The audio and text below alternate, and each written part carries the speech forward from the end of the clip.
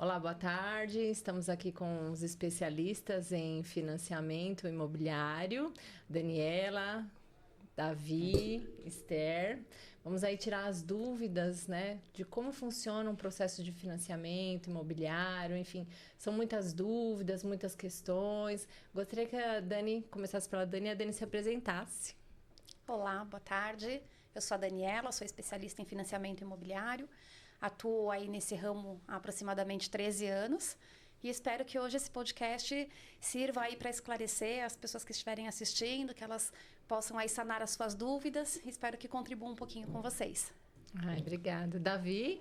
Meu nome é Davi, né? Como foi dito, eu também trabalho com a Daniela, eu fico mais na parte comercial, né?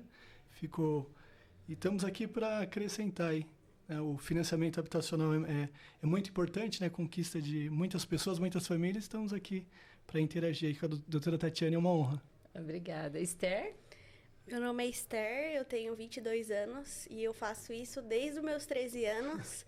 Eu fico na parte operacional, sou o braço direito aí da Daniela. E é isso, eu espero que vocês gostem e esclareça todas as dúvidas de vocês.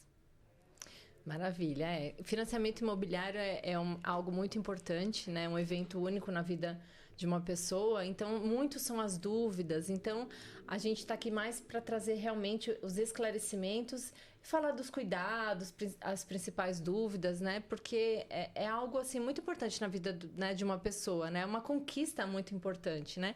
Então, nós aqui da Magni Imóveis trouxemos os 3 maiores especialistas aqui do mercado imobiliário, dessa parte de financiamento. E vamos começar aí com essas questões, né? A gente vai falar também de muitas mudanças que teve aí na Minha Casa Minha Vida. Não se preocupem que a gente vai trazer tudo aí. Então, o pessoal sempre pergunta assim, qual a melhor opção? A saque ou a price? E quando podemos amortizar? Vamos lá. Essa pergunta eu recebo diariamente quando eu atendo os clientes, porque eles perguntam, né? Sobre saque e price. Price também amortiza? Então, assim, as duas tabelas, elas são tabelas de amortização, tanto a saque quanto a price. A saque é aquela mais tradicional que a gente está habituado a falar, ela é um sistema de amortização constante. Então, a parcela começa um pouco mais alto e vai diminuindo mês a mês. A price, ela já começa uma parcela um pouco mais baixa e se mantém de forma linear. Não é que ela não diminua nada, mas ela vai ficar ali durante todo o processo praticamente em linha reta. E as duas, por serem um sistema de amortização, você pode amortizar sim, tanto na saque quanto na price. Pode amortizar com fundo de garantia, pode amortizar em dinheiro e com o fundo sempre de 2 em 2 anos, em dinheiro a qualquer momento, em espécie, né? E a gente fala assim, que as duas amortizam do saldo devedor. Então, vamos supor, eu devo 100 mil lá para o banco, eu vou amortizar 10 mil reais em dinheiro. Esses 10 mil saem ali do meu saldo devedor, eu passo a ficar devendo para o banco apenas 90 mil. E esses 90 mil, o pode recalcular. Ele pode recalcular diminuindo o valor da sua parcela, ou ele pode recalcular diminuindo o prazo da sua parcela. Então, se eu fiz lá em 360 vezes, eu posso diminuir isso para 320, por exemplo. Então, tanto uma quanto a outra ok, dá para amortizar. As duas são sistemas de amortização. Quer falar um pouquinho sobre... Tem a questão de previsibilidade também, né? Tem pessoas que falam assim, eu vou quitar esse imóvel em 2, 3 anos. Então, tem pessoas que fazem a opção da price, né? Que acham mais interessante. Mas, realmente, cada caso tem que ser analisado. E também tem o caso, né? Principalmente as pessoas que vão comprar o primeiro imóvel, né? Às vezes, o que ele consegue de parcela é justamente na price, porque a price, o valor é menor, né? E não é ruim, não. Então, eu sempre uso o exemplo assim, vamos colocar que a diferença de uma parcela para outra seja R$200, ok? E aprovou com aquela capacidade de pagamento de parcela e realmente você não consegue na saque, porque a saque a parcela é mais alta. Então, você faz a opção da price. Essa diferença de R$200, por exemplo... Se você pegasse e colocasse numa aplicação, ela teria o mesmo preço que da saque para price, né? Então, realmente ela é uma opção muito boa, assim, né? O importante é comprar o primeiro imóvel, isso é importante. Bacana. E assim, vamos supor que a gente tem um internauta assistindo agora e falou assim, desejo comprar um imóvel. O que eu faço primeiro? Eu vou primeiro verificar quanto que eu tenho de crédito aprovado, eu já procuro o imóvel. Qual a orientação que a gente dá para essa pessoa que deseja comprar o seu primeiro imóvel? Bom, a gente costuma falar assim, que no modelo tradicional, a pessoa geralmente ela vai procurar a imobiliária, ela vai procurar o imóvel dela e depois ela vai tentar essa aprovação de crédito. A gente prefere falar para o cliente assim, ó, faz o inverso, faz a aprovação do crédito primeiro, vê o quanto o banco vai disponibilizar para você. A partir do momento que ele disponibilizar, você consegue ter uma busca mais focada na imobiliária. Então, assim, uma vez que a gente aprova o crédito, aprovou, a gente já vai correr atrás do seu imóvel. E é isso que a gente faz na parceria, na verdade, né, doutora? Geralmente, os clientes que procuram a Magda, eles enviam a documentação, a gente faz ali uma análise, diante do que deu ali no simulado, na aprovação de crédito, os corretores acabam indo buscar o imóvel já no perfil do cliente. Acho que é menos desgaste para quem vende, menos desgaste para quem compra, porque também cria aquela expectativa e às vezes não dá certo, e acaba sendo mais produtivo. Uhum. E assim, Esther, quais são as documentações que um comprador precisa apresentar para aprovar um crédito? Documento de identidade, certidão de estado civil, comprovante de residência, número do PIS, admissão, os 3 últimos olerites e os 3 últimos extratos bancários. Claro, é sempre bom complementar com o imposto de renda, caso o cliente declare. E só isso. São documentos básicos, na Sim. verdade, né? Uhum. E assim, às vezes o pessoal faz uma simulação lá no site. A gente vai falar de Caixa, mas vale para os outros bancos. Faz lá uma simulação, né? E nem sempre o que dá na simulação é aquilo que o banco realmente vai aprovar, né? Então, o que o banco verifica quando ele recepcionar a documentação? Tá. São 2 casos aí que dá pra gente comentar, né? O primeiro caso é aquele cliente que ele simula. E aí o banco, na verdade, ele nem simula. Ele tem a informação de que o banco pede 20% de entrada e financia 80%. E aí, às vezes, ele vai fazer o simulado, ou ele pede para o correspondente, para o corretor fazer esse simulado, e quando a gente apresenta, ele vê que ali financiou menos de 80%. Aí ele fala, poxa, mas o banco divulga que financia 80%, mas não me concede 80%. Então, não é uma questão assim, para todos os clientes, não é uma regra, é até 80%. Uma vez que o banco está pedindo 20% de entrada, a renda do cliente ela tem que ser capaz de assumir os outros 80% de financiamento. Então, às vezes, a pessoa tem uma renda um pouco mais baixa, ou é uma pessoa que tem um pouco mais de idade, vai financiar num prazo menor, ela não vai conseguir, talvez, ali pegar os 80%. A renda dela talvez dê para 50%, para 40%, para 70%. Então, às vezes, o cliente ele fala, mas, poxa, não era 80%? Era 80%, mas a sua renda, às vezes, ali não incorporou esse financiamento de 80%. E tem a questão também de que, às vezes você simula, o cliente tem a renda, tá tudo certinho. Quando vai fazer a aprovação no banco, pode ter alguma questão aí que impacte essa aprovação. O Davi pode falar um pouquinho melhor sobre essas questões que impactam a aprovação. É a questão da saúde financeira, né? Como até já foi falado aqui, a compra de imóvel ela precisa de um planejamento, né? Então, você que deseja comprar imóvel, você tem que se planejar para isso. E um dos que faz parte do planejamento é você manter a sua saúde financeira, não fazer endividamento. Né? Eu, por exemplo, eu costumo dizer que eu vendo o produto e consumo ele, porque eu já tive 5 financiamentos ativos, né? Então, você precisa ter capacidade financeira. Então, eu já cheguei em um momento que eu já trabalho para a instituição financeira já há um bom tempo e fiz a aprovação e não aprovou para mim, porque realmente eu estava todo comprometido, né? Então, às vezes a pessoa, ela tem o carro, então cada banco ele vai fazer uma leitura, né? Cada banco ele tem uma forma de fazer a avaliação de crédito. E também a respeito do SPC Serasa, né? Que às vezes a pessoa ela quer comprar um imóvel, mas ela está com restrição e isso acaba atrapalhando, né? Então, cada caso tem que ser analisado, né? Mas esse projeto realmente tem que colocar em prática, né? E a saúde financeira é muito importante e os bancos levam em consideração isso. E a gente fala que é difícil, porque hoje em dia é muito difícil você conseguir juntar o valor da entrada, que 20% já não é um valor tão baixo. Aí, além de tudo, manter as suas contas em ordem, com pagamento em dia, para não ter nenhum tipo de negativação. Então, assim, são vários detalhezinhos que, às vezes, no dia a dia, o cliente, às vezes, acaba não percebendo. Às vezes, deixou uma conta de luz sem pagar, às vezes, deixou uma conta de água atrasada, ou comprou demais no cartão, emprestou o cartão para amiga, para tia, e isso tudo vai comprometendo o crédito, e na hora de fazer a tentativa, o cliente fica frustrado. Por isso que o Davi falou que é tão importante ter esse planejamento, né? De você ali pensar, poxa, eu vou comprar um imóvel, então vou cortar os gastos, vou usar menos o cartão, vou pagar minhas contas em dia, vou sanar qualquer pendência que tenha, para quando chegar esse momento certo, eu estar com tudo em ordem ali.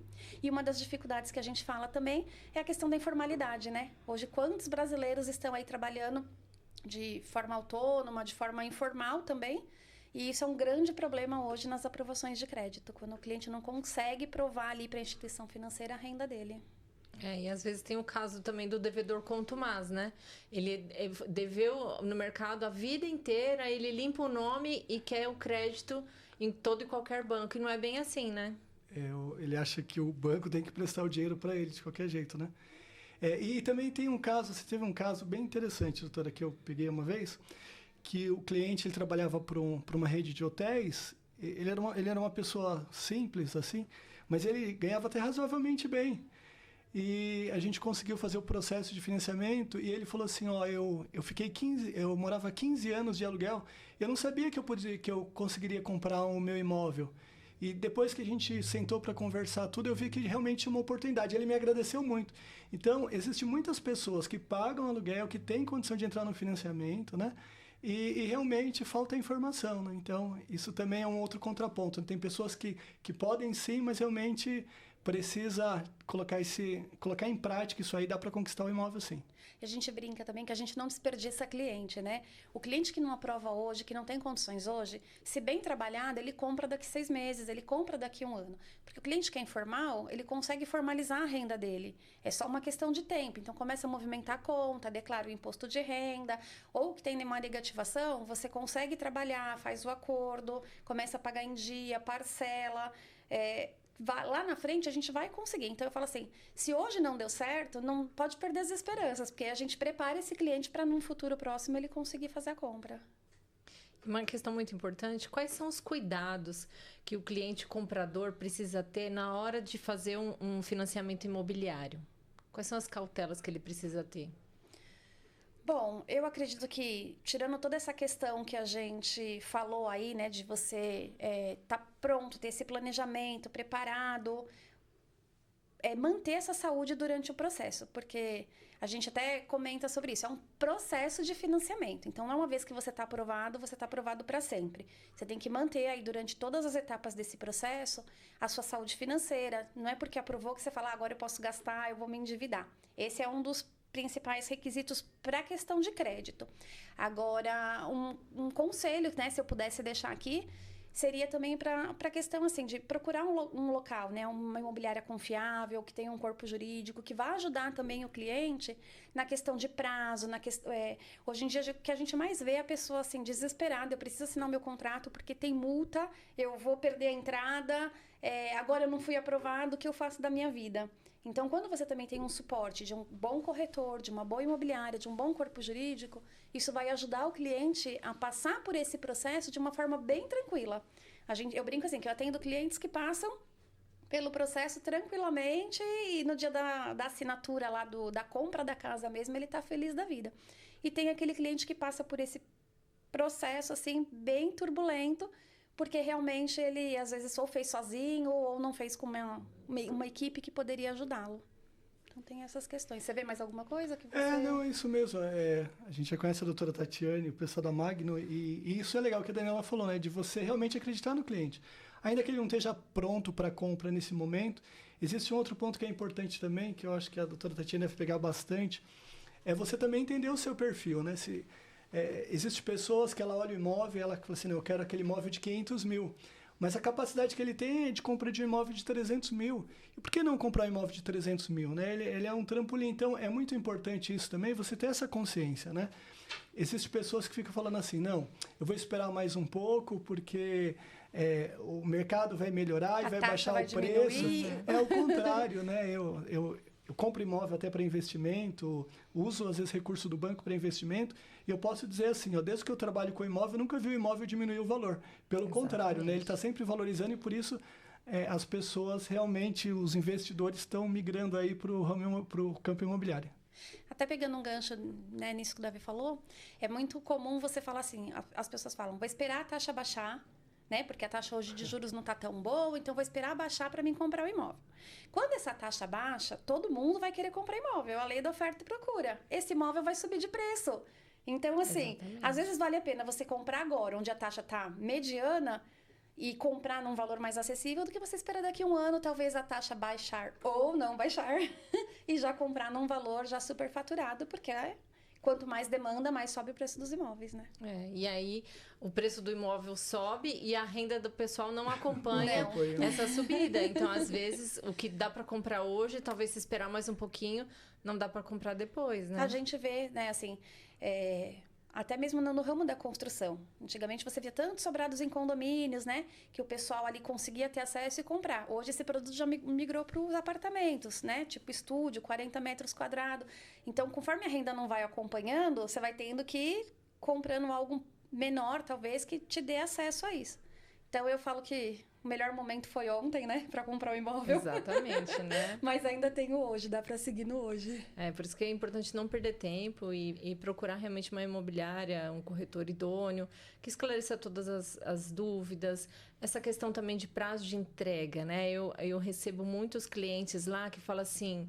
Nossa, eu estou assinando a compra do imóvel hoje porque eu preciso entregar a minha casa semana que vem porque não me deram tempo para eu receber, porque tem um prazo, né, Dani? Queria que você explicasse isso, porque no dia que assina a escritura, o contrato de financiamento com força de escritura no banco, o vendedor já não recebe no mesmo dia, né, Dani? Queria que você falasse um pouquinho sobre isso. O que acontece? Quando alguém me pergunta qual é o prazo para um financiamento bancário?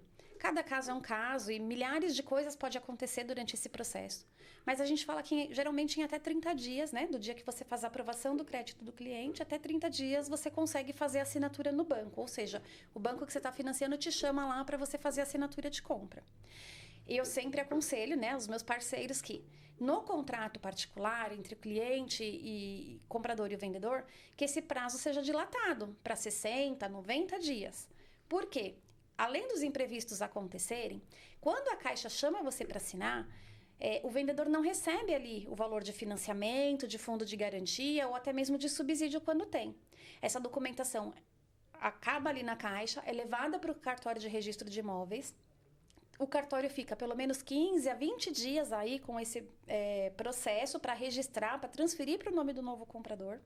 E só depois que transfere para o novo comprador que o banco paga o vendedor. Então, são 30 dias do dia da sua aprovação até o dia que a Caixa chamou para assinar. E você pode contabilizar aí mais 20 dias, 30 dias até o vendedor receber o dinheiro na conta. Já é um prazo de 60 dias. Então, isso tem que estar muito bem ajustado. E aí a gente vê, sofre geralmente quem não está amparado aí, que não tem esse conhecimento, né? Porque a pessoa... quem compra quer mudar, quem vendeu não recebeu para poder sair do imóvel... E aí vira uma bola de neve, né? E, infelizmente, quando não tem um contrato aí muito ajustado, vai ter problema lá na frente. Então, assim, uma dica de ouro para você que deseja comprar um imóvel, pedir para o seu corretor, a sua imobiliária. Nós da Magna Imóveis já temos isso daí há muito tempo. A gente sempre começa a fluir o prazo para entrega do imóvel a partir do momento que o vendedor recebe o crédito da Caixa e os valores de financiamento e subsídio, ou seja... Houve a quitação do imóvel e aí sim começa a fluir o prazo para entrega, que normalmente pode ser ali de 30 dias, enfim, ou seja, porque o vendedor também não vai dar a posse do imóvel sem que ele tenha o preço total ali com ele. Então, assim, a questão da fluição de prazo para a entrega da chave do imóvel, a gente sempre costuma colocar que é a partir do momento em que o vendedor tem todo o valor do imóvel ali em mãos e aí começa-se a contar o prazo. Isso para quem está vendendo, mas também tem gente que comprando, mas quem vendeu o imóvel também às vezes está aflito. Eu recebo muitos casos, ela fala assim, nossa, não tem como eu me entregar a chave hoje porque eu recebi o dinheiro e eu tenho 5 dias para desocupar o imóvel e eu preciso comprar outro a toque de caixa em 5 dias. Não dá para fazer nada em 5 dias. Ninguém compra, né, um imóvel em 5 dias, né? E às vezes quem compra não entende também que o vendedor tem que receber esse valor e ele ainda às vezes vai procurar um imóvel para comprar. Então, aí ele fala, poxa, eu já estou pagando a parcela do financiamento, eu já paguei uma parcela, mas eu ainda não peguei a chave. Até é importante naquilo que o Davi falou, né? O planejamento. Até para comprar, você tem que ter essa ciência que talvez, se você mora de aluguel, você vai ficar mais 1, 2 meses de aluguel ali mesmo, depois de assinar o financiamento, até conseguir pegar a chave do seu imóvel. E é importante, né? Você realmente procurar pessoas que são especialistas, né? A doutora Tatiana, eu vou te falar assim, foi inúmeros casos que chegou no dia da assinatura, o vendedor falou assim, eu não vou receber o dinheiro agora do valor que foi financiado. E eu falei, não, você só vai receber esse valor depois que voltar do registro. Então, mais ou menos de 20 a 30 dias. Mas como? Eu não fui informado disso.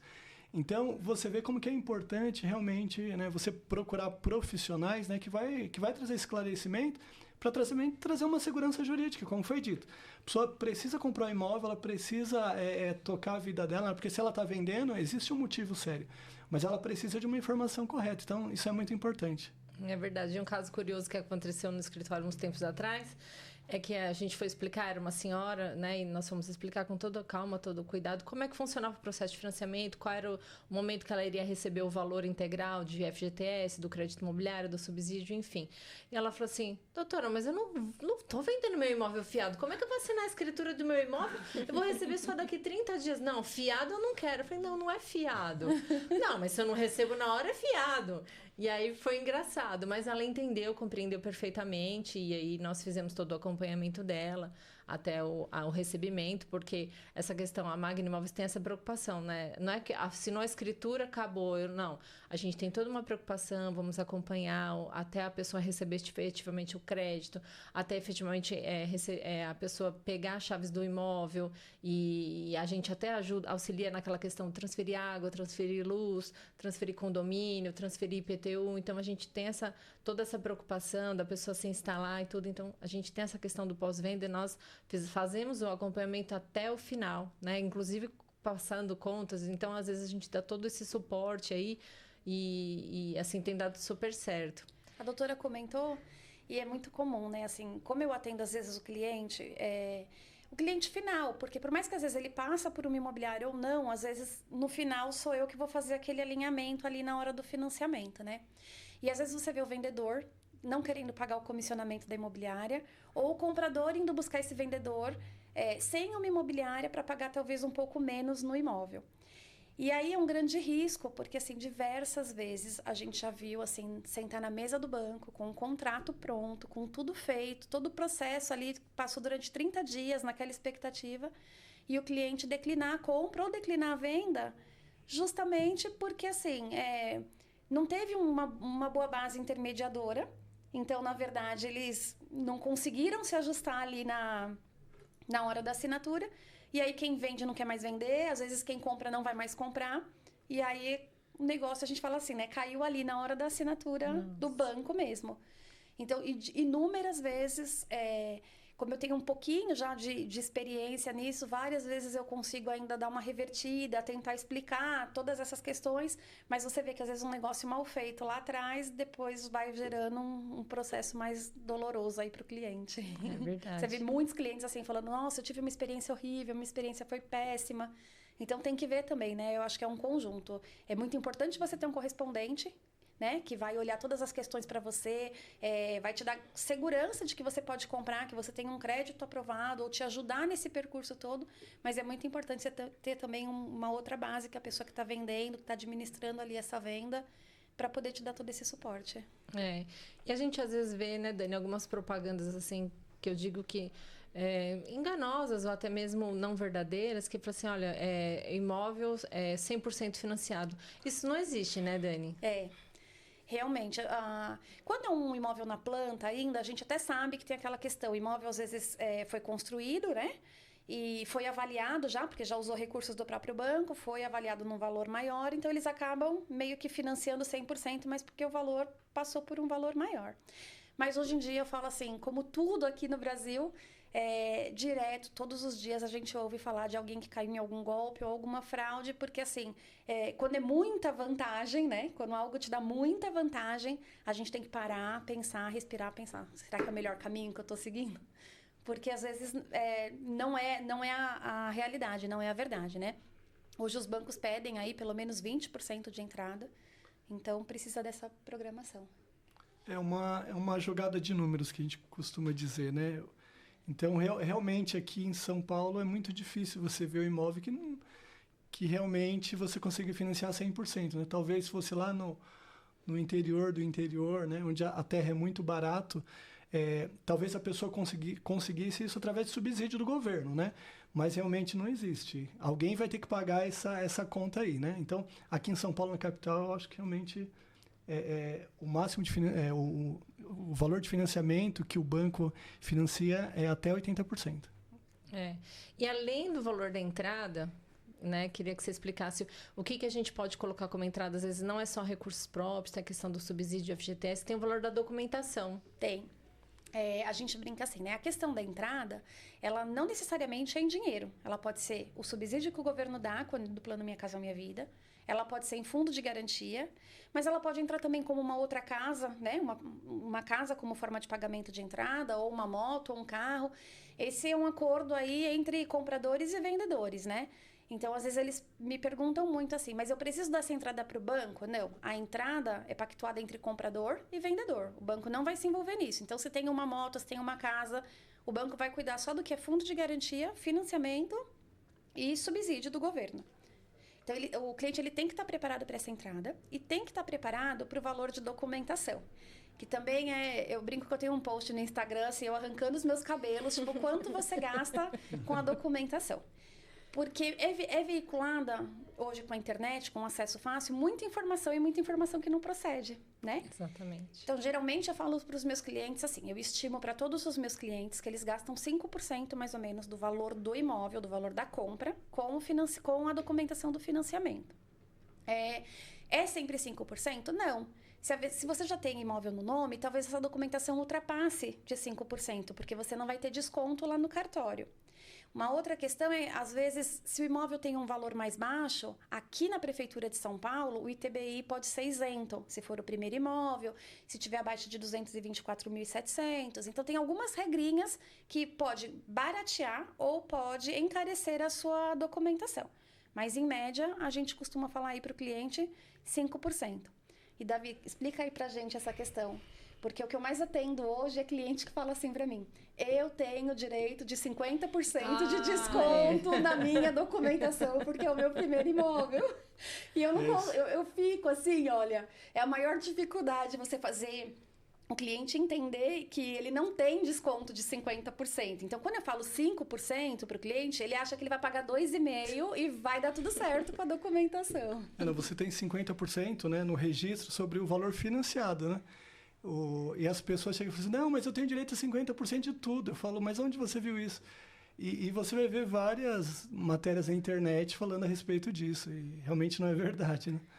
Eu costumo falar para os meus clientes assim, reserva 5% e quando é o primeiro imóvel, geralmente pode acontecer de dar menos. E aí, se dá menos, o cliente fica super feliz comigo. E aí, eu prefiro que o cliente fique feliz comigo do que passar um valor a mais que ele não está preparado para pagar. Então, eu sempre falo, reserva os 5% e se lá na frente der a menos, a gente conversa e... Você fica feliz, exatamente, né? Agora, se você cobrar R$200 a mais desses 5%, vai fazer diferença para ele. Ele vai atrás de você e cobrar os R$200. Fala, não, você falou... Eu, na parte comercial, eu ainda falo para os clientes, separa 5,5% para você não ser surpreendido. Então, é melhor sobrar do que faltar. E, de novo, essa situação. As pessoas chegam e falam assim, né? Essa documentação tem que pagar? A Caixa não paga isso aí? Eu falei, não, a Caixa não paga não, você tem que estar preparado para a documentação. Nós já pegamos também, né? Hoje em dia, eu faço questão de conversar, né? Assim, formalizar isso mesmo com os meus parceiros, imobiliária, construtor, até com os clientes finais, esse custo, né? Então, eu costumo já discriminar para ele o que ele vai gastar. Porque já aconteceu também da gente chegar na hora da assinatura e o cliente falar, como assim? Que documentação eu vou pagar? O que mais eu tenho que pagar? Como assim? Porque, até para vocês entenderem a dinâmica, com a doutora Tatiane, a gente tem uma parceria já de mais de 10 anos. Verdade. Então, eu tenho autonomia de ligar para um cliente que é da imobiliária e explicar ou tirar uma dúvida desse cliente. Algumas imobiliárias parceiras, eles não querem que a gente faça o contato direto com o cliente. Eles preferem eles terem o contato direto com o cliente. Então, nesse caso, eu já deixo tudo muito alinhado com a imobiliária para não chegar no dia e o cliente falar, mas que dinheiro é esse? É verdade. Porque são várias coisas que compõem essa documentação. Explica um pouquinho pra gente o que compõe esse valor da documentação. Tá. A primeira, eu falo que é a parte do banco, tá? Que é a tarifa de avaliação. Então, o banco, quando você financia, é feita uma vistoria no seu imóvel, né? E o banco ele cobra, né, para fazer tanto esse laudo quanto disponibilizar que o engenheiro do banco vá até o seu imóvel. Então, a primeira taxa que você paga é para o banco. A segunda taxa que você paga é o ITBI, né? Você tem que fazer o recolhimento do ITBI e, nos casos de isenção, também pedir a isenção desse ITBI. E, por final, em terceiro lugar, a gente tem a questão do cartório, né? A gente tem ainda que pagar o registro quando a gente compra um imóvel. Então, se eu pudesse dividir, eu dividiria em 3 partes. E eu falo que, é claro, se você não tiver habilidade para fazer tudo isso, você vai ter que pagar o despachante, uma assessoria, alguém para fazer tudo isso, né? Eu falo que, às vezes, quando a gente não tem conhecimento, a gente paga dobrado. Exatamente. Então, a assessoria está aí para isso, para olhar o seu caso e falar, poxa, aqui cabe desconto, aqui cabe isenção, olha, aqui não dá, mas já está no mínimo que você poderia pagar. Então, se eu falasse para você em 3 partes, seria banco, ITBI, cartório e sempre é necessário uma assessoria se você não tiver habilidade. A questão dos cartórios às vezes, assim, um número de documento errado ou a grafia do nome equivocada, Sim. volta tudo. Então, se você não tem essa assessoria para que o correspondente caixa vá até o banco, faça essa ressalva e retorne ao cartório, ou seja, né, pessoalmente, você tem que ir até o banco para obter o crédito. Depois, você tem que ir até o banco novamente levar a documentação. Faltou um documento, você tem que ir pessoalmente ao banco, leva essa documentação. Depois, você tem que vai até o banco, assina. Você mesmo recolheu o ITBI, né? Porque o banco não vai fazer nada. Então, você vai e recolhe o ITBI. Como? Não sabe. Aí, vai até o cartório. Né? Não sabe que no cartório tem 2 registros, né? Um que é a compra e o outro que é a alienação fiduciária ao banco. E aí, às vezes, tem uma ressalva, alguma coisa. Então, né? Então, muitas vezes, a compra do imóvel, eu digo que é algo muito importante na vida de uma pessoa. E ela precisa ser feita com profissionais especializados, não pode ser feita com aventureiros. Então, precisa ser uma imobiliária idônea e um correspondente porque essa parte do financiamento também é muito importante.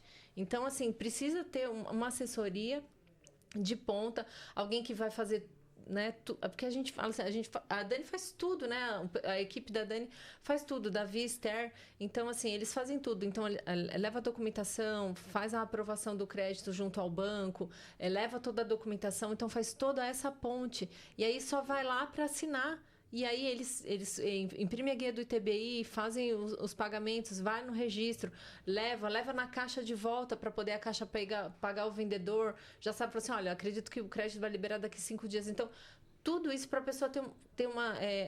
porque ninguém tem tempo a perder para ir tantas vezes enfrentando filas, porque enfrenta a fila lá da caixa. Perdendo dia de serviço, né? Exato. Quantos dias de serviço se perde? Aí você perde o emprego, como é que vai comprar o imóvel? Não paga o imóvel, a caixa retoma. Então, aí é complicado. Então, assim, precisa ter realmente, assim, alguém que seja especialista, né?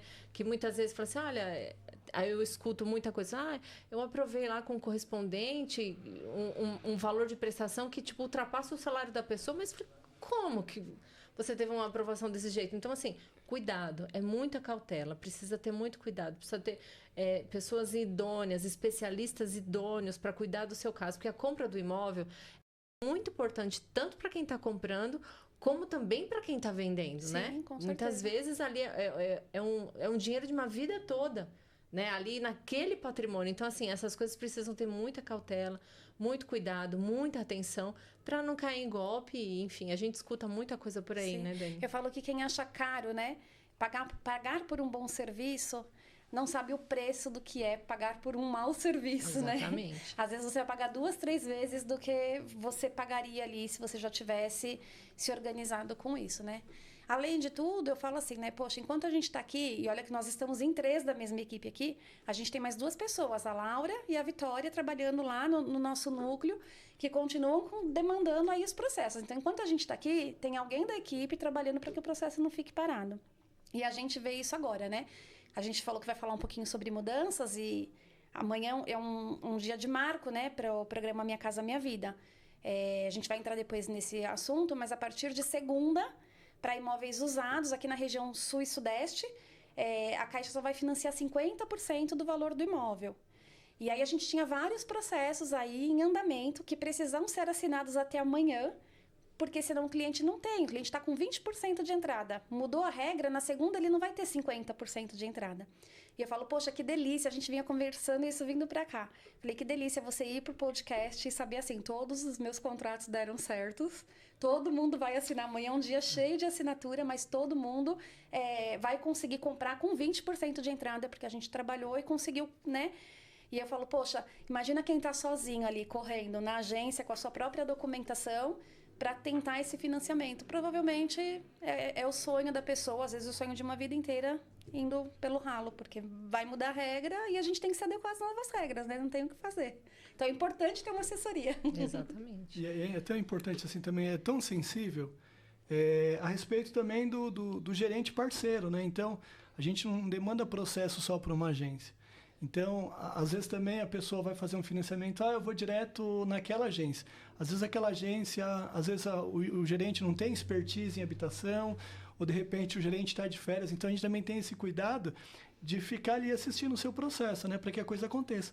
Tem muitas pessoas que vai cair a venda, vai perder, não vai conseguir o financiamento, porque realmente a regra mudou e o prazo ele é curto para essas alterações. Então, realmente, a gente entende isso, né, que a compra de um imóvel é um sonho, é uma conquista da família, e a gente tenta vivenciar isso aí, não só de uma forma documental, mas também de uma forma humana. Vamos fazer a coisa acontecer, vamos atrás. Eu falo para a Dani, se depender de nós, se estiver aqui na praia, se estiver aqui no Nordeste para fazer a coisa acontecer, nós vamos, né? Agora, é claro, existem situações que não dependem de nós, né? Então... Eu falo para o Davi, são tantas pessoas envolvidas num processo de financiamento, né? Uhum. E para a gente é algo tão natural. Então, eu faço isso todo dia. Há mais de 15 anos, eu acordo todos os dias, vou para o escritório e tenho lá um monte de processo de financiamento para lidar todos os dias. Mas a gente sempre para e fala assim, cada processo é único. Eu não posso olhar como mais... para mim, é algo muito comum. Mas para aquela pessoa que está comprando, às vezes é o sonho da vida dela. Exato. Que vai se acontecer uma única vez nessa vida. Talvez ela está comprando aquela casa e ela vai morar o resto da vida dela naquela casa. Todo o dinheiro que ela, às vezes, economizou numa vida inteira, ela está depositando naquele sonho. E são tantas pessoas envolvidas. Hoje eu falo assim, os meus gerentes são os melhores gerentes. Porque eles são parceiros, entendeu? Assim, emitem minuta de noite, tentam verba de madrugada. Eu falo assim, sabe assim, realmente esse círculo tem que funcionar redondinho. Não adianta a imobiliária ser boa, o correspondente ser ruim ou o gerente não ajudar. Não, a gente está ali todos interligados. Imobiliária, corretor, assessoria, o banco... muitas pessoas envolvidas, né, para que esse sonho aconteça. Exatamente, né? E essa é a preocupação, porque é um processo de financiamento. Então, assim, eu sempre falo para os clientes, falo assim, olha, veja bem, o nome é processo de financiamento. Então, assim, ele tem diversas etapas. Então, primeira etapa, aprovação do crédito.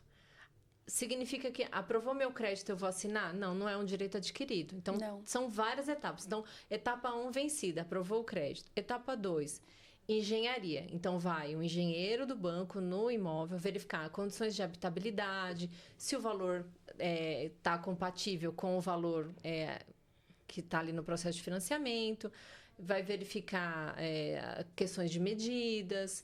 E confrontar, né? Na verdade, o documento com a realidade, na verdade. Então, precisa olhar a matrícula do imóvel, precisa olhar o IPTU e precisa olhar o local se realmente está tudo, as informações conferem. E aí... tem o laudo de avaliação, que ele vai emitir posteriormente para ver se o laudo foi aprovado, reprovado, ou se o valor está compatível para poder seguir. Então, etapa 2, laudo de avaliação. E aí, etapa 3, resgate de fundo de garantia, aquelas questões todas, porque às vezes a pessoa omitiu alguma informação e não consegue o resgate do fundo. Então, aí já é um processo. Então, vai avançando uma casinha, né? É um jogo, então vai avançando uma casinha. Aí, houve o resgate do fundo de garantia, ok, a assinatura. E aí tem a parte do cartório. Então, assim, é todo um processo. Aprovou meu financiamento, mudou essas regras, aí eu não tenho direito adquirido? Não tem. E fora vários outros fatores que acontecem, né? No meio do processo de financiamento, a pessoa perde o emprego. Então, ela não tem mais aquela renda. Eu costumo falar que processo de financiamento é processo assinado e registrado em cartório, que até lá tudo pode acontecer. Tem clientes que eu aprovo o crédito aí e fala... já posso comprar os móveis? Já tá tudo certo? Não, porque tudo pode acontecer, é bem complexo, né? Então, processo certo é processo assinado na agência e registrado em cartório. É isso mesmo. É verdade, porque tem uma série de coisinhas. A gente já passou muito sufoco com essa questão de HIS. A renda passou lá no banco, mas chega lá no registro, tá fora da regra, não registra e volta para trás, né? A gente via conversando no carro, né? Assim, qual que é a maior dificuldade em ser um correspondente bancário hoje, né? E acho que a nossa maior dificuldade, assim, são tantas mudanças no mercado imobiliário. E eles nos pegam de surpresa e mudam de uma hora para outra, né? E quando a gente começou nesse ramo, eu chorava. Eu ia para casa, eu chorava. Chorava. E o Davi falava, você precisa ter inteligência emocional, você não pode ser assim. Mas eu falava, você não entende, o cliente ele vai me matar no dia seguinte, ele já deu a entrada. E hoje a gente tenta deixar o mais redondo possível para que o cliente não seja, né, pego de surpresa. Então, se tem alguma coisa, a gente já tenta olhar isso logo no início do processo para já tentar recuperar, ver o que dá para fazer. Mas são tantas mudanças e, assim, muda todos os dias. Tem semana que eu falo assim, eu faço um post publicando alguma coisa, daqui a pouco eu tenho que publicar de novo, porque os bancos vão mudando as regras, né? Então, acho que a maior dificuldade para a gente hoje é que, assim, não tem fim. Você trabalha o dia inteiro e à noite você estuda, porque no dia seguinte tudo é diferente. Vai mudar tudo, nas normativas vai. É isso a gente mesmo. fala assim, processo de financiamento só termina quando acaba. Exatamente. E quando acaba? Depois que registrou e o dinheiro tá na conta do vendedor. Isso. Aí acabou. Aí acabou. É exatamente isso. Aí a gente dorme tranquilo e parte pro próximo. Parte pro próximo, é isso mesmo.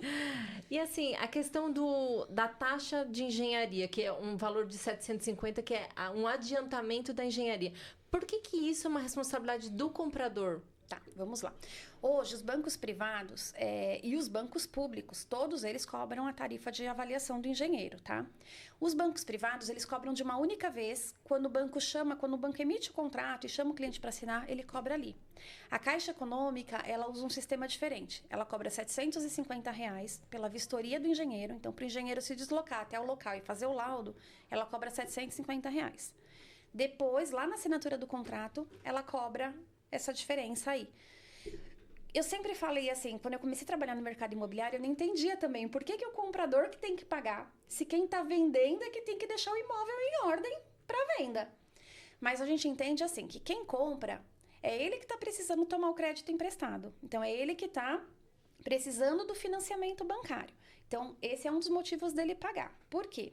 Além do engenheiro ir lá no local e verificar se está tudo ok, se a casa tem habitabilidade, se não tem nenhum problema grande, né, que venha sobre esse imóvel, é uma segurança para a Caixa Econômica, ou para o Itaú, ou para o Santander, para o banco que está emprestando, porque esse imóvel ele fica alienado. Então, as pessoas perguntam assim, quando eu financio, eu só pego a minha escritura depois? Não.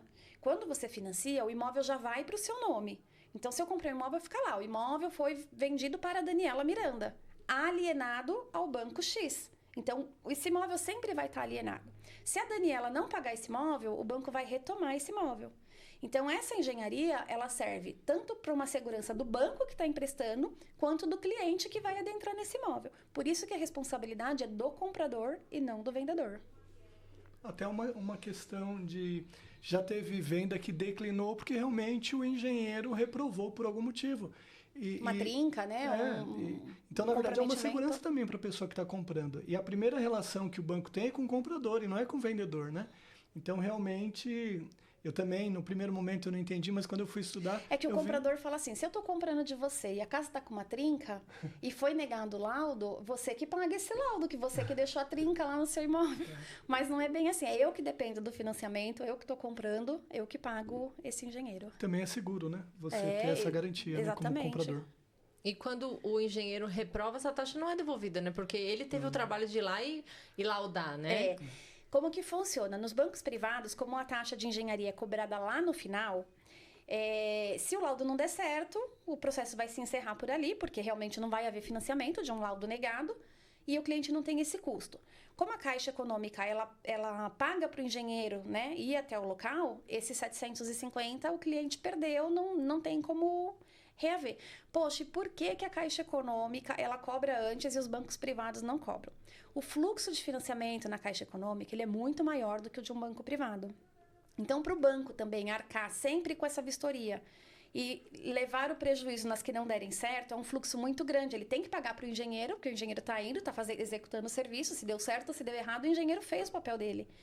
Então, para a Caixa, eles já tentaram adotar esse modelo, mas não deu certo. O fluxo deles é muito grande, não dá para comparar com um banco privado. Então, a Caixa, ela cobra antecipadamente e se não der certo, perde o valor. Lá atrás a Caixa acho que não cobrava, né? Lá atrás também, só que o que acontece?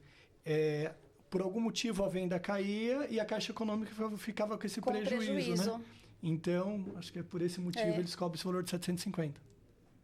E qual que é a idade máxima para financiar um imóvel? Não tenho uma idade, não. Tem uma idade, não é para financiar. Você precisa finalizar o seu processo de financiamento 6 meses antes de completar 80 anos. Então, uma pessoa que tem 30, ela consegue financiar aí tranquilamente em 35 anos. Uma pessoa que tem 70, ela vai ter aí um prazo menor, 10 anos só para comprar o seu imóvel, porque ela precisa finalizar 6 meses antes de completar os 80 anos. E é uma coisa importante, a gente sempre coloca a data do mais velho, porque às vezes são 3 pessoas que podem comprar renda, né? Sim. A gente sempre computa o mais velho justamente por causa dessa regrinha, né? Exatamente. Sempre vai ter que acabar, se nós comprarmos nós 4 aqui um imóvel, vai ter que colocar a data do mais velho, porque tem que acabar esse financiamento antes do mais velho completar 80 anos. E quais são os benefícios de comprar um imóvel financiado? Bom, eu falo assim, né, que comprar um imóvel é sempre um benefício. Já é por si só. Eu brinco com as meninas que trabalham comigo, né, eu falo, uns gostam de comprar bolsa, outros gostam de comprar sapato, eu gosto de comprar imóvel, não posso ver um imóvel que tá abaixo do preço que eu quero fazer um financiamento. Eu sou o próprio meme de segura que ela vai comprar esse imóvel. Eu adoro, né, assim, acho que imóvel hoje é o maior investimento para mim, assim, foi uma virada de página na minha vida quando eu comecei a investir em imóveis, né.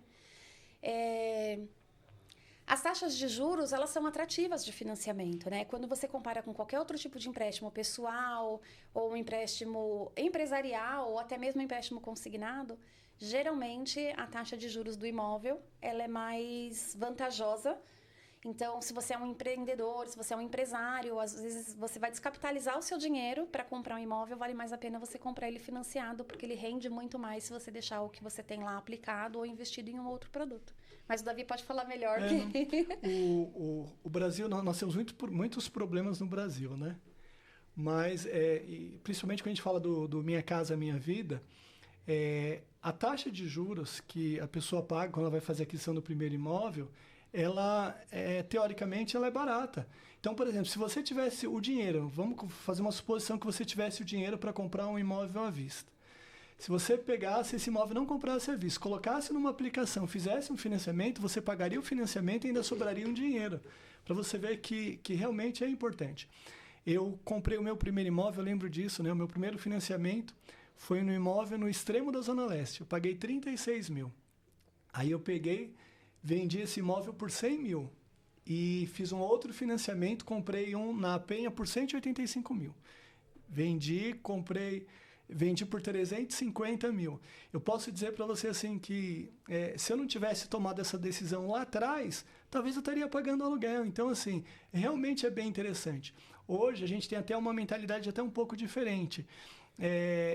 A gente faz de tudo, às vezes, para levantar 60, 70 mil, e usa o recurso do banco. Então eu dou essa entrada, eu levanto, dou essa entrada no imóvel, financio e ponho ele para alugar, e com aluguel eu vou pagando a parcela. Um exemplo do financiamento, teve um imóvel que eu comprei ali perto a gente fala da Ticoatira, ali na Penha, eu paguei nele 230 mil, acho que fazem 5 anos, 6 anos agora. Ele já está avaliado em quase 400 mil. E eu comprei através de financiamento. E o inquilino está pagando, na verdade, as parcelas, vai se pagando, né? Então é bem interessante, sim. Eu falo que o financiamento é longo, mas o aluguel às vezes é eterno, né? Exatamente. Então, e é até legal isso, assim, né? Para imobiliária também, eu falo assim, trabalha a sua base de locação, né? Porque às vezes tem várias pessoas que estão morando de aluguel e talvez eles comprariam esse imóvel ou um outro. Então, também é um público atrativo para a gente trabalhar, que são os clientes que hoje estão na locação, né? Eu falo que... Para alguns, talvez não, talvez a mentalidade mude, não acredito que mude, mas talvez alguns possam mudar. Mas falo, o sonho de todo mundo é ter um imóvel, né? Exatamente. Eu falo assim, poxa, qual é o maior sonho que você consegue alcançar? É comprar a sua casa própria, né?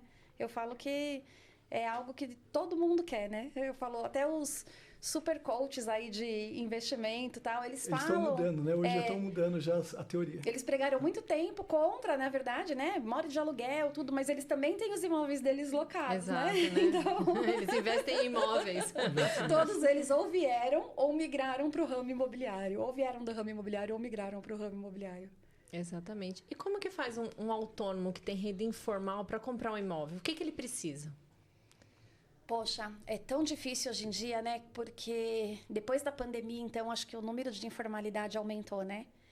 E às vezes você conversa ali naquela entrevista com o cliente, você entende que ele tem renda, realmente, ele sustenta a casa, ele paga o aluguel às vezes mais caro do que ele vai pagar de parcela de financiamento, mas ele não consegue comprovar ali a renda para o banco, né? E eu falo assim, que o cliente informal, com o planejamento, a gente consegue trazer ele para a formalidade, né? Então, espera o prazo do imposto de renda, declara aquilo que realmente ele tem de renda, que tem na movimentação bancária, e ele vai conseguir ali se ajustar. Mas, o que acontece? Hoje a gente está em agosto e o prazo de imposto de renda é só o ano que vem. Às vezes o cliente ele tem a necessidade urgente, ele não consegue esperar até maio do ano que vem para comprar um imóvel. Então, quando o cliente ele é informal, a gente pede os extratos bancários, né? Eu brinco assim, a Caixa ela é muito legalista. Então, na Caixa Econômica, é difícil você conseguir um crédito alto comprovando só com o extrato. Mas, nos bancos privados, então assim, se você é correntista do Santander, você movimenta legal a sua conta, o gerente ele conhece a sua saúde financeira. Quando o sistema fizer a leitura da sua aprovação, é bem provável que ele aprove só com o extrato, porque ele conhece a sua movimentação.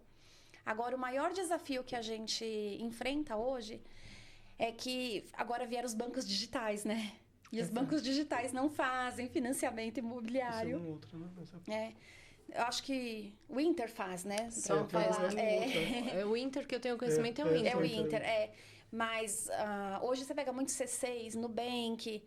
E aí é complicado, porque assim, a Caixa é legalista. Com o extrato, ela sente que é uma renda fragilizada para ela conceder um crédito de valor tão alto.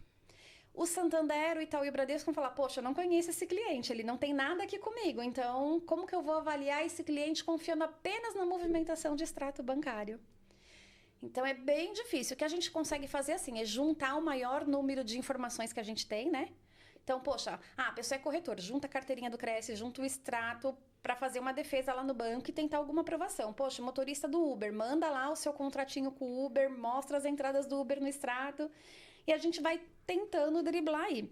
Mas é uma dificuldade bem grande hoje com a renda informal, justamente por isso. A Caixa ela é um banco que ela prefere trabalhar mais com as rendas formalizadas e os bancos privados eles só vão te aprovar com extrato se realmente você for um cliente top deles, senão é mais difícil de aprovar. Então, eu falei que esses bancos digitais, eles vieram, assim, para me enlouquecer, porque é um banco acessível, você tem o gerente ali 24 horas no celular, não paga tarifa, não precisa ir no banco, mas também, na hora de concessão de crédito, acaba dificultando a vida do cliente ali. Então tem que pesar na balança que não existe almoço grátis, né? Não. Você às vezes pensa que está economizando, mas por um lado, exatamente. E aí vem essa questão, quando você precisa da comprovação, muitas vezes você não consegue, né? É verdade. E algumas perguntas aqui. É necessário ter relacionamento com a Caixa para concessão de crédito? Vamos lá. Eu brinco assim, que ninguém é obrigado a nada. Nem o cliente é obrigado a ter um relacionamento com o banco, nem o banco é obrigado a distribuir o dinheiro dele para aquele cliente. Então, é até muito engraçado, porque às vezes o cliente ele não é aprovado num banco e ele fala assim, como não? Né? O banco ele não tem a obrigação de te dar o crédito, ele vai fazer uma análise de perfil, uma análise de vida financeira, uma análise de renda para poder te conceder o crédito. Qual que é o maior desafio hoje? O que a gente vê? O cliente ele tem lá uma conta no Itaú, o seguro do carro dele está no Itaú, o cartão de crédito dele é o Itaú, mas quando ele vai querer o financiamento, ele vem na Caixa, que é a taxa de juros mais baixa. E já teve outros momentos em que outros bancos tiveram taxa de juros mais baixa, né? E isso também pode acontecer ao inverso. E aí o banco, ele não está lá só para emprestar o dinheiro, ele não quer só te emprestar o dinheiro, ele quer realmente esse relacionamento, essa fidelidade. Então ele fala, poxa, por que você vai manter o seguro do seu carro lá no Itaú, o seu cartão de crédito lá no Itaú, se você está pegando crédito aqui? Então traz sua conta para cá, traz o seu investimento para cá também, traz o seu seguro para cá também. Então é mais nesse sentido. Não dá. Quando você vai pedir alguma coisa, você pede pro amigo ou pro inimigo? Você pede pro amigo, né? O inimigo não vai te emprestar. Então, eu falo assim, é essa relação. Você tem que pensar no banco como seu parceiro. Poxa, se eu tenho a intenção de financiar lá, é melhor eu ter o cartão de crédito de lá, é melhor eu ter que fazer o seguro do meu carro lá, é melhor eu fazer o seguro da minha casa lá. É ter esse relacionamento para que quando você tentar o crédito também, ele fala, poxa, esse aqui, ele tá na minha carteira, entendeu? Eu vou emprestar para ele porque ele tá na minha carteira. E, inclusive, eu falo assim, em tempos escassos que a gente vem vivendo, eu sempre comento isso com os corretores, né? Poxa, quem você conhece hoje que deixa dinheiro na poupança? Quase ninguém mais deixa. A pessoa, ela investe fora, ou ela investe em ações, ou em cripto, em alguma outra coisa ela está investindo menos na poupança. Então, o dinheiro do banco, ele fica muito escasso para esse tipo de empréstimo, né? E não tem como. Se você não fizer um relacionamento, se você não tiver, assim, todo mundo vindo tomar o dinheiro do banco, o banco não vai poder emprestar para todo mundo. E na hora de emprestar, ele vai escolher. Aí é melhor você emprestar para um cliente ou emprestar para um que não é seu cliente. O banco vai emprestar para quem é cliente. Exatamente. E a questão da documentação? É possível financiar a documentação junto com a compra do imóvel? Vamos lá. Os bancos, eles liberam aí uma cota máxima de 80% de financiamento, como a gente falou lá no início, desde que sua renda comporte esses 80%.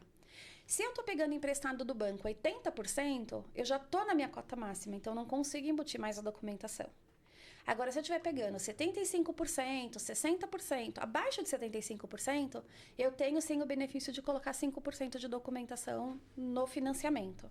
É que geralmente, né, eu falo assim, é difícil o cliente que não está tomando 80%. Geralmente ele vai pegar do banco tudo que ele puder pegar emprestado ali. Ele vai disponibilizar a menor entrada possível, porque ele vai comprar móveis, ele quer fazer a mudança, ele quer reformar a casa.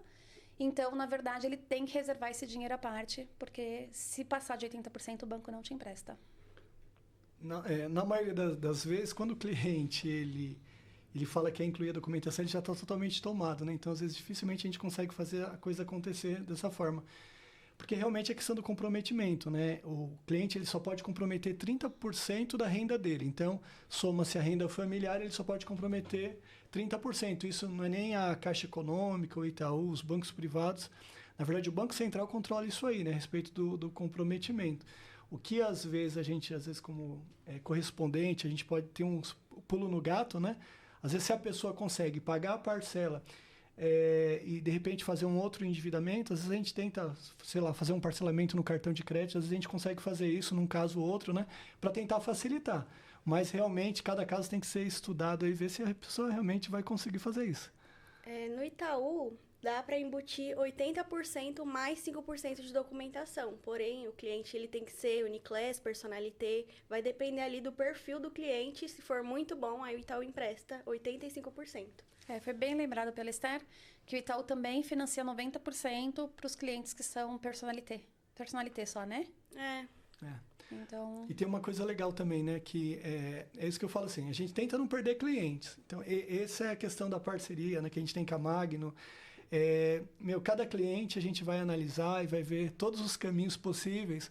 Às vezes o cliente, foi usado o Itaú como exemplo, ele é um cliente que tem uma conta simples e a gente sabe se de repente ele converter essa conta dele para o Uniclass, se ele tiver esse perfil. Se for um Santander. Um Santander, o Van Gogh. Então, a gente não perde esse cliente e realmente consegue reverter, né? Então, não desista nunca aí da compra do seu imóvel. A gente teve recentemente um caso, né, Dani, que o cliente queria fazer, tinha relacionamento com o Itaú, tinha conta no Itaú, queria fazer pela Caixa, porque a taxa é menor, mas ele teve uma negativação, ele não conseguiu aquela aprovação. E aí conseguiu pelo Itaú, e aí a gente está seguindo pelo Itaú. Então, o bom de ter a Dani como correspondente parceira é que assim, poxa, não deu certo na Caixa, vamos tentar. A gente vai indicar, vai falar, sabe, vai no seu banco, vamos tentar pelo seu banco, se não deu na... É óbvio, gente, trabalhar com a Caixa é a menor taxa de juros hoje, né? A Caixa é nossa queridinha nesse sentido. Parcela mais barata para o cliente, o processo todo na nossa mão ali. Com certeza a gente quer Caixa, mas às vezes o cliente não é aprovado, ele vai ter que recorrer ao banco onde ele já tem um relacionamento. Por isso que não pode ficar tendo só relacionamento com o banco digital. É importante aí, porque ele chega na hora dessa questão, né, da compra da casa própria, né? Sim. Você pode não pensar na compra da casa própria agora, mas em um momento isso vai fazer total diferença, né? E o estrangeiro consegue financiar imóvel? Fala aí, Esther, sobre os estrangeiros. Consegue sim, mas ele precisa fazer esse processo via agência. E aí, como a gente já tem ali uma parceria com o gerente, a gente acaba conseguindo também pedir para ele agilizar o processo e acompanhar mais de perto. Uma coisa importante, falando de estrangeiros, né? Ele precisa ser documentado aqui no Brasil, então ele precisa ter um CPF aqui no Brasil, né? E comprovar a renda no Brasil. O que a gente tem também, assim, que a gente tem tido muito hoje, procura, é que às vezes a gente tem brasileiros morando fora do Brasil e recebendo em outra moeda.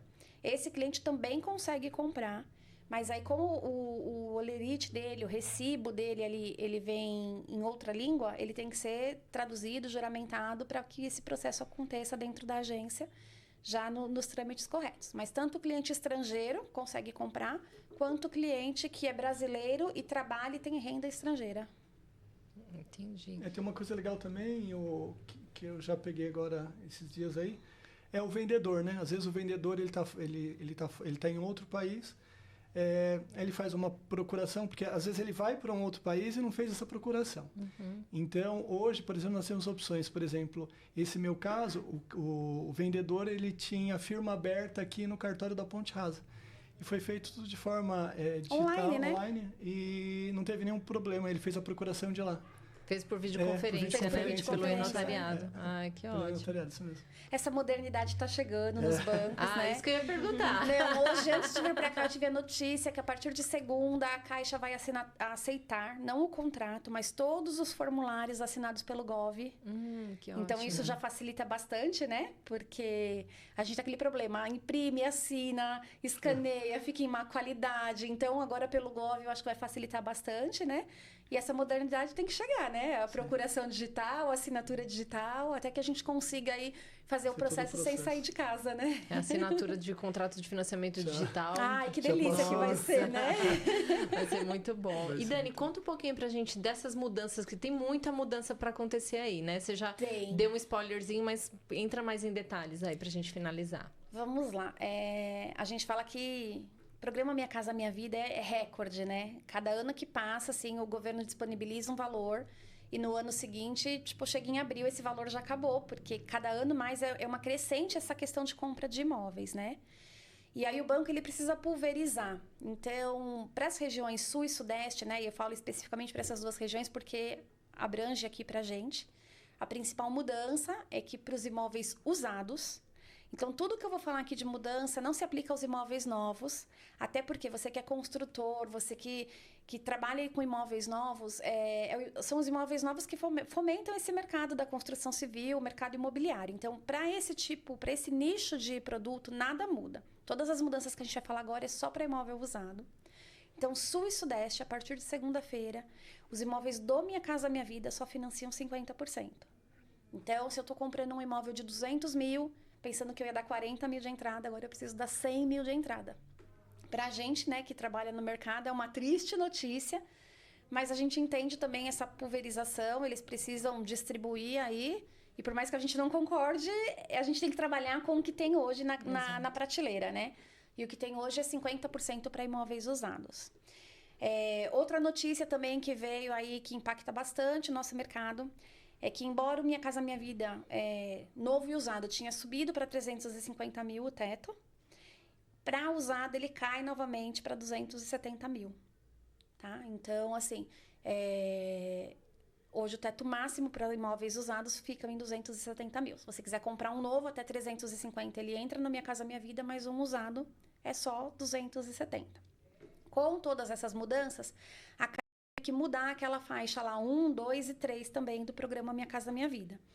Então, quem acompanha a Magno, viu que a gente postou aí, né? Que agora essas mudanças são para quem ganha de 4.400 a 8 mil reais.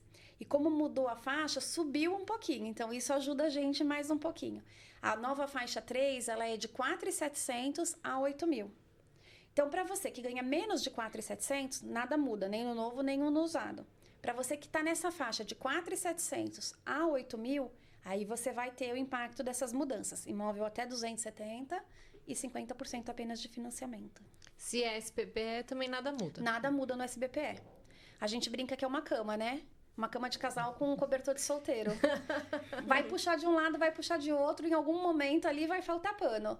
E é o que a gente tá passando, né? Não chegou no final do ano, a gente tá em agosto ainda, pra mim tem meio ano pela frente, mas já tá faltando pano aí. A gente vai ter que agora se reinventar, né? Eu falo pros meus corretores assim, foca no imóvel novo agora, porque o seu cliente ele não vai estar preparado para 50% de entrada, né? E falo para os meus vendedores de imóvel usado, agora é o momento. Se você precisa vender, você precisa se agilizar aí, porque vai ficar cada vez mais difícil para o imóvel usado. Mas a gente espera que seja uma mudança passageira, né? Espera que... E a gente tem alguns contratos aí faltando verba, né? Estamos. Para cliente que tem subsídio, não tem verba, a gente, assim, tá pegando verba na unha, né? Assim, todo mundo me pergunta a pergunta mágica que eu também queria saber, eu também queria responder. Quando vai ter verba para imóveis usados com subsídio? Não sei, não tem previsão, não consigo falar nada. O que a gente faz é o que a gente está habituado a fazer. Tenta de manhã, de tarde, de noite e motiva o cliente, fala, não desiste, vai dar certo. Segura o comprador, segura o vendedor, que a verba vai entrar, né?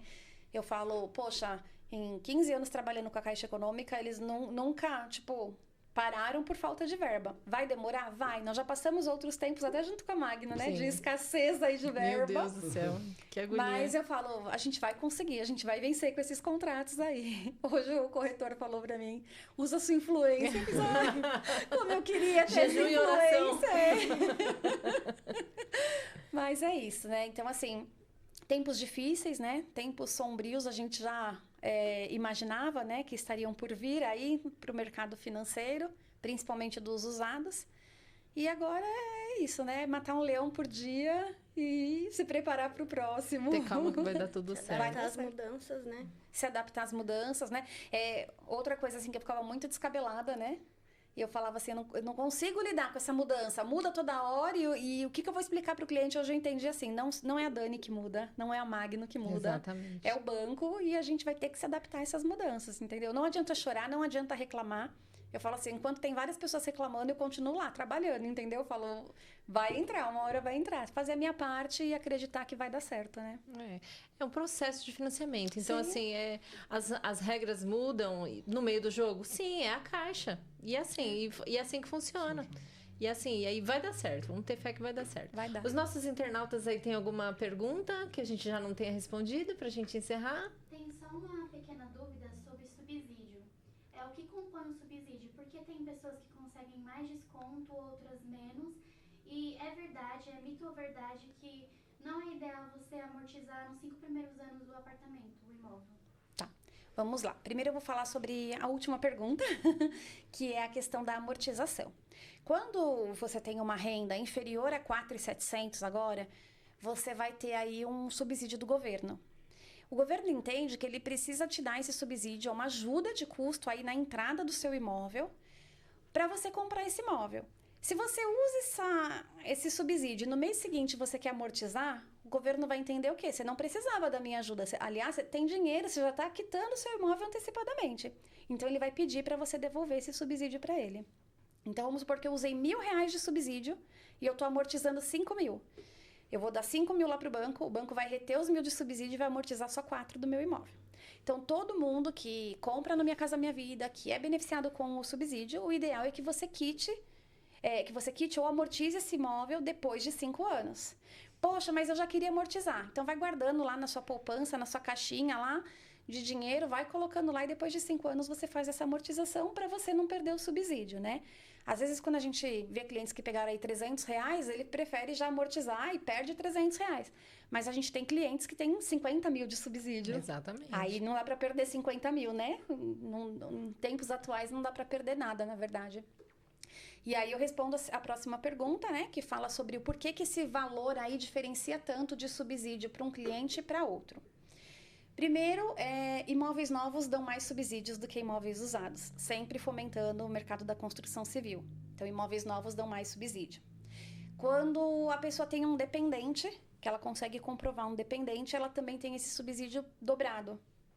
Então, esse subsídio aumenta também. E o subsídio, ele está muito vinculado ao valor de renda da pessoa.